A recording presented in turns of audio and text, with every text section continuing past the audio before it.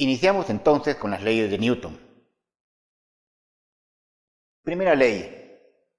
Todo cuerpo permanecerá en estado de reposo o en movimiento con velocidad constante mientras no interactúe con su medio. Esta primera ley define el estado natural de los cuerpos libres de interacción. Esto es lo importante. Define un estado natural, ya cuando los cuerpos no están interaccionando. Se dice entonces que se encuentra en cierto estado de movimiento, y esto es muy importante, definir cierto estado de movimiento. ¿Qué significa eso? Una de dos, o está en reposo o se mueve con velocidad constante.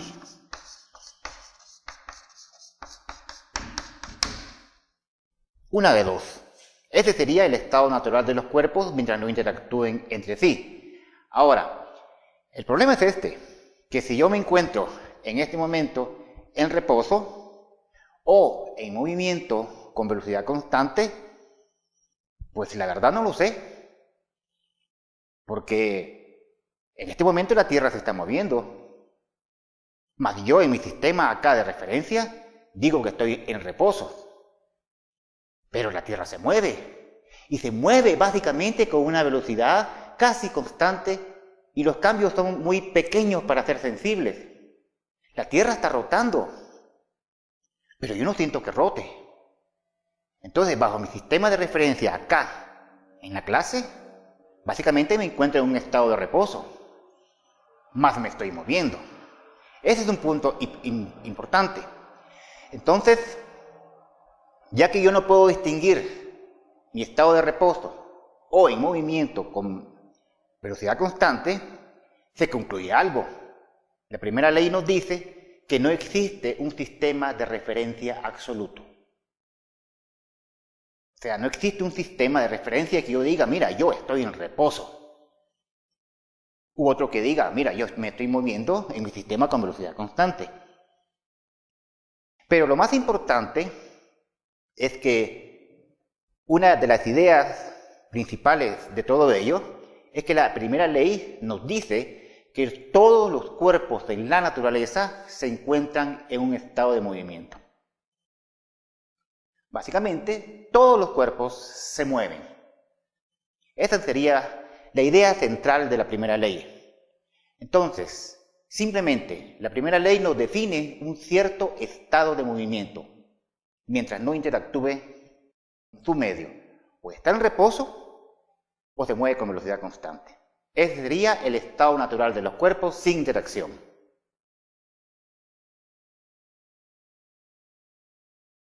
Ideas previas a la segunda ley. Todo cuerpo posee una propiedad llamada inercialidad.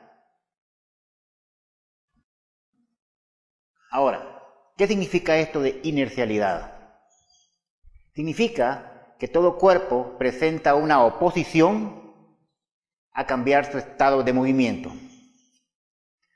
O sea que si el cuerpo está en reposo, quiere estar en reposo. Y si está moviéndose con velocidad constante, pues quiere seguir moviéndose con velocidad constante. Entonces, hay algo que dice que si quiere cambiar su estado de movimiento, fíjense bien que ya habíamos definido el estado de movimiento en la primera ley, entonces el cuerpo se va a oponer. Esa oposición es llamada inercialidad. Por ejemplo,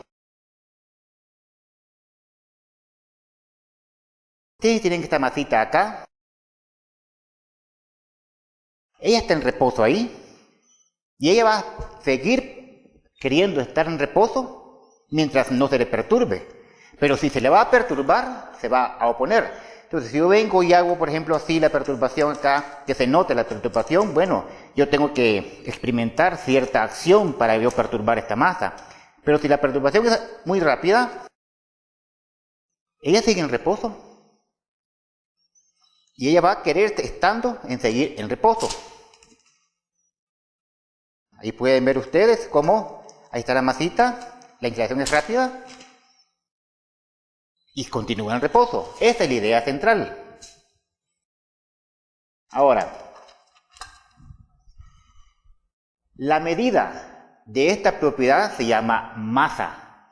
Y ahí es donde vamos a tener el concepto de masa. La medida de esta propiedad, cuya unidad en el sistema internacional es el kilogramo, kg, se denota con la letra ya sea M mayúscula o M minúscula. Entonces, si yo te preguntara a ti, ¿qué entiendes por masa?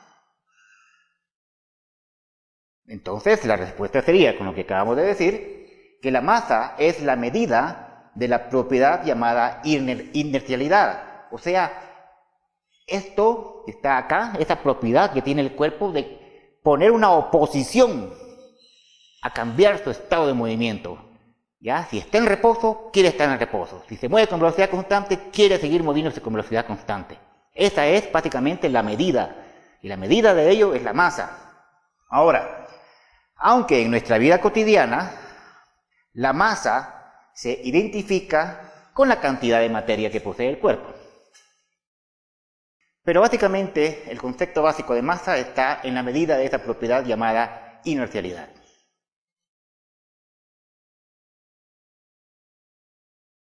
Otra idea importante es la interacción mutua entre los cuerpos. Veamos, todo cuerpo en la naturaleza interacciona con su medio.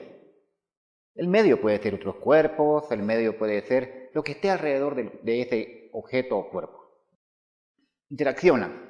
¿Qué significa esa palabrita que interaccionen? Significa que hay una acción recíproca entre todos los cuerpos, ya sea por contacto o a distancia. Hay una acción recíproca. Por contacto, por ejemplo, yo estoy ahorita parado acá sobre el piso obviamente interacciona conmigo como yo interacciono con él. Eso es por contacto. Cuando yo me siento en un pupitre o hago contacto con cualquier objeto, hay una interacción entre nosotros. Pero también la hay a distancia. Por ejemplo, la Tierra y la Luna. Ellas no se tocan, más están interaccionando. También podemos hablar de interacción entre átomos. Está el protón y está un electrón. Ellos no se tocan, pero están interaccionando. Digamos, en mi caso, yo acá y el Sol allá. El Sol y yo, aunque parezca increíble, pero estamos interaccionando. Será muy pequeña la interacción, pero la hay. Entonces, a eso se refiere con esa acción recíproca entre todos los cuerpos. Ahora, la medida, y esto es muy importante, la medida de esta interacción es lo que vamos a llamar, se llama fuerza, cuya unidad en el sistema internacional es Newton, denotado con la letra N. Se denota la fuerza, por lo regular, con la letra F. Y vean que aquí he puesto una flechita. O sea, la fuerza, por naturaleza, se expresa matemáticamente como un vector. O sea, en pocas palabras, la fuerza tiene una propiedad en la naturaleza. Y para poderla expresar bajo un lenguaje matemático, vamos a utilizar lo que son los vectores. Entonces la fuerza, en base a su naturaleza, se puede describir matemáticamente como un vector.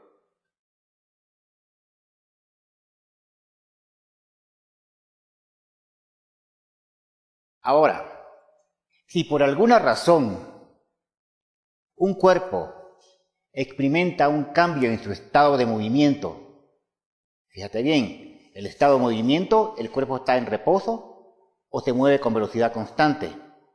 Y si por alguna razón deja de estar en reposo y ahora se mueve, o estaba en movimiento con velocidad constante y de repente cambia la velocidad, entonces, si hay un cambio en su estado de movimiento, se dice que interaccionó con su medio.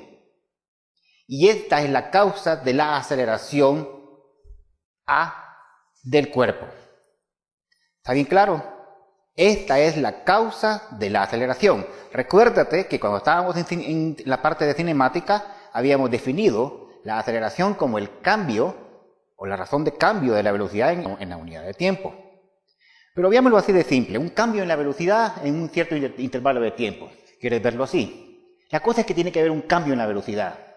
Entonces, si por alguna razón el cuerpo experimenta un cambio, si estaba en reposo y ahora no lo está, y si estaba con velocidad constante y ahora no está con velocidad constante, o simplemente cambió su velocidad, eso implica que hubo un cambio en su velocidad. Y si hubo un cambio en su velocidad en cierto intervalo de tiempo, eso implica que hubo una aceleración. Entonces, se dice que interaccionó con su medio, y esta es la causa de la aceleración. Entonces, vámonos a la segunda ley. ¿Qué dice la segunda ley? La dirección de la aceleración es directamente proporcional a la dirección y sentido de la fuerza resultante e inversamente proporcional a la masa del cuerpo. ¿Ya? La aceleración, entonces, lo podemos escribir así. La aceleración va a ser igual directamente proporcional a la fuerza resultante e inversamente proporcional a la masa. Eso es básicamente la esencia de la segunda ley. O sea que si hay un cambio en el estado del movimiento, que ya lo vimos en la primera ley, eso implica que interaccionó con su medio, o sea que experimentó una fuerza, ¿ya? Y el hecho de haber interaccionado con su medio hace que el cuerpo acelere. Y entonces Newton nos dice que la dirección de esta aceleración como su magnitud es igual o directamente proporcional a la fuerza resultante e inversamente proporcional a la masa. Veámoslo así. Imaginémonos acá un cuerpo de masa m, y que de repente por aquí, por ejemplo, está experimentando una fuerza 1. Por acá podría estar experimentando una fuerza 2. Por acá podría estar experimentando una fuerza 3. Por acá, por ejemplo, podría estar experimentando una fuerza 4. Y así podemos ir imaginando, ¿no? Que está interaccionando con un montón de fuerzas. Ok, ahora la fuerza resultante dice, ¿qué se entiende por fuerza resultante? Entonces yo puedo dibujar acá y decir, mira, acá está otra vez la masita M y está experimentando una fuerza F1. Luego está experimentando una fuerza F2. Luego está experimentando una fuerza F3. Luego está experimentando una fuerza F4. Lo voy a poner así. No importa ahorita el tamañito, ¿verdad? Bien. Fíjate bien que tengo la fuerza 1, la fuerza 2, la fuerza 3, la fuerza 4, pero la fuerza resultante no es más que la suma de estas fuerzas. O sea que esto que está acá es la fuerza resultante. Entonces Newton nos está diciendo eso, que la aceleración es directamente proporcional a la fuerza resultante. O sea que de todo el conjunto de fuerzas que puede actuar, que siente o que interacciona la partícula con su medio, la fuerza resultante viene siendo una suma vectorial. Ahora bien, imagínate por ejemplo acá. Otra vez tengo la partícula de masa m. La fuerza resultante viene, como lo hemos dibujado acá, en esta dirección, fuerza resultante. Pero dice que la aceleración va en la dirección de la fuerza resultante, o sea que es fantástico. O sea que en pocas palabras, la aceleración viene así. O sea, que me puedo imaginar a la partícula otra vez acá, la partícula m, y entonces ahora simplemente puedo imaginarme que la partícula está siendo acelerada. Y que la dirección de esa aceleración es directamente proporcional a la dirección y el sentido de la fuerza resultante e inversamente proporcional a su masa. La segunda ley la podemos escribir entonces de esta manera. La fuerza resultante es igual a la masa por la aceleración que experimenta esa masa. Y acá, en pocas palabras, la segunda ley. Pero bien, ahí no se acaba todo, porque vamos a verlo así. La fuerza resultante. La fuerza resultante no es más, como acabamos de decir, que la fuerza, por ejemplo, debido a un cuerpo, a un segundo cuerpo, a un campo. No importa, la cosa es que está interaccionando con su medio, ¿verdad? Y pueden haber muchas fuerzas. Hasta le puedo llamar hasta una fuerza enésima, por ejemplo. Dependiendo, ya puedo extenderme al sistema. O sea que la fuerza resultante no es más que una suma vectorial. Una suma, desde, llamémosle I igual a 1, hasta la enésima fuerza de todas esas fuerzas. Y esto que está acá viene conformando entonces igual a la segunda ley. O sea, que la suma de todas esas fuerzas resultantes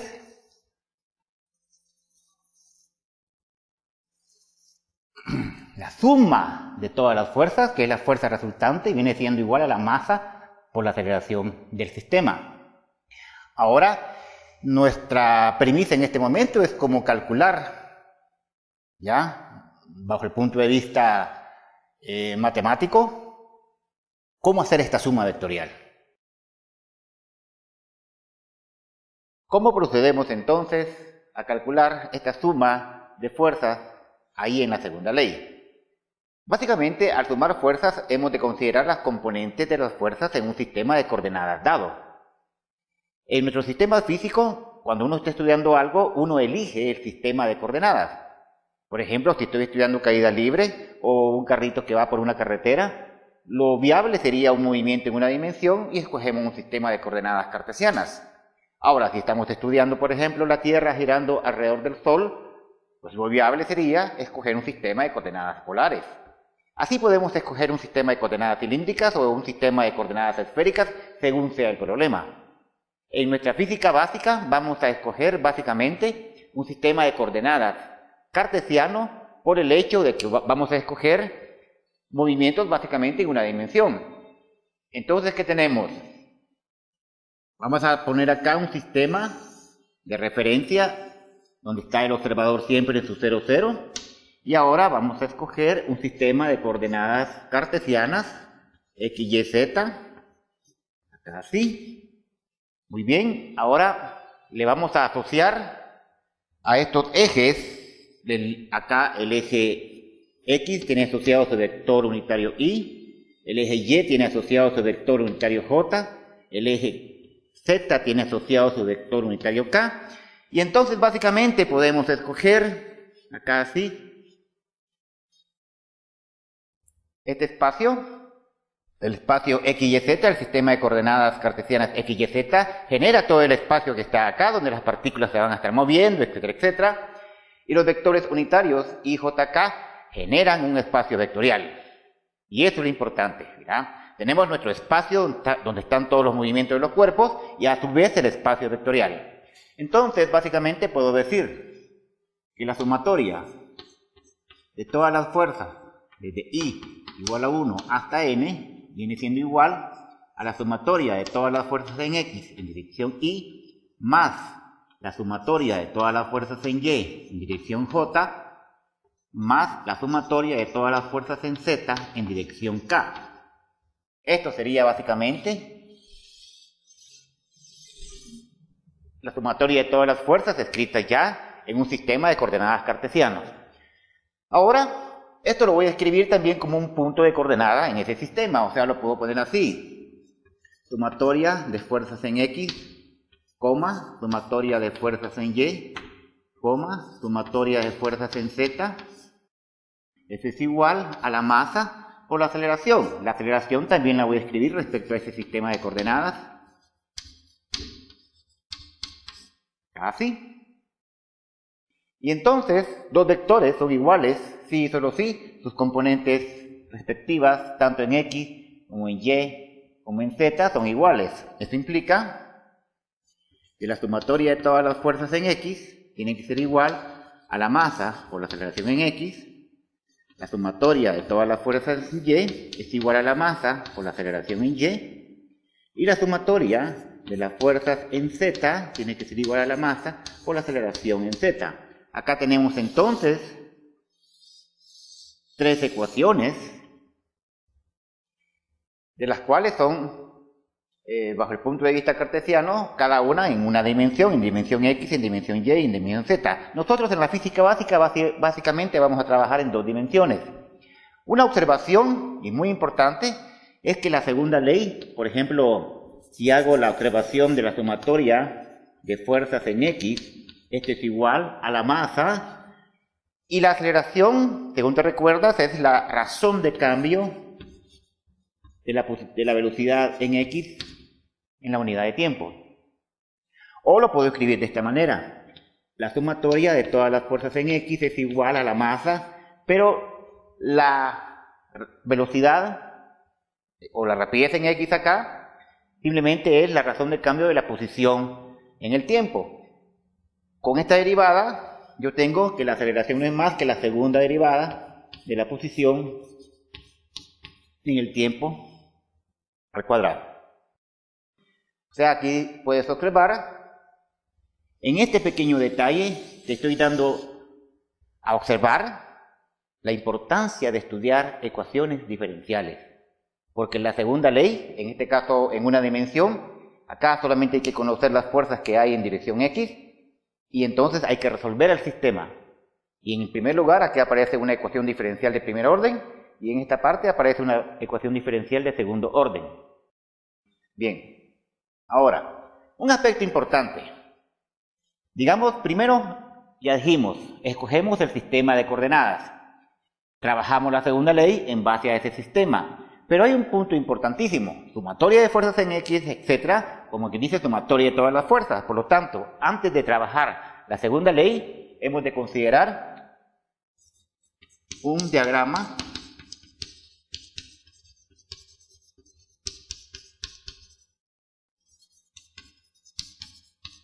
de cuerpo libre. Bien, entonces tú dices, hay una masita en el espacio. Con esa masita que está ahí, tú comienzas a observar, a investigar, a tomar conocimiento de cuáles son todas las fuerzas que actúan sobre él. Ahorita no nos preocupa si la fuerza es del peso o la tensión o la normal, porque en realidad estamos trabajando de manera general. Ya vamos a trabajar con fuerzas especiales. Entonces hagamos de cuenta que cuando tú dibujas una fuerza F1, por ejemplo, o una fuerza F2, o una fuerza F3, y así me voy hasta dibujar una fuerza F sub n, lo que has hecho ahí, en un dibujo, es básicamente un diagrama de cuerpo libre. Ese es un paso muy importante en la resolución de los problemas. Veamos ahora la tercera ley. Si un cuerpo ejerce una fuerza sobre un segundo cuerpo, el segundo cuerpo ejerce una fuerza de igual magnitud, pero con sentido opuesto sobre el primero. Veámoslo así. Yo me recuesto sobre el pizarrón. Yo le estoy haciendo una fuerza al pizarrón. Yo soy el primer cuerpo, el pizarrón es el segundo cuerpo. Ahora el pizarrón, la tercera ley me dice que el pizarrón me hace una fuerza igual, solo que sentido contrario. En forma general, yo me puedo imaginar, por ejemplo, algo muy importante es lo que vamos a llamar una línea de acción.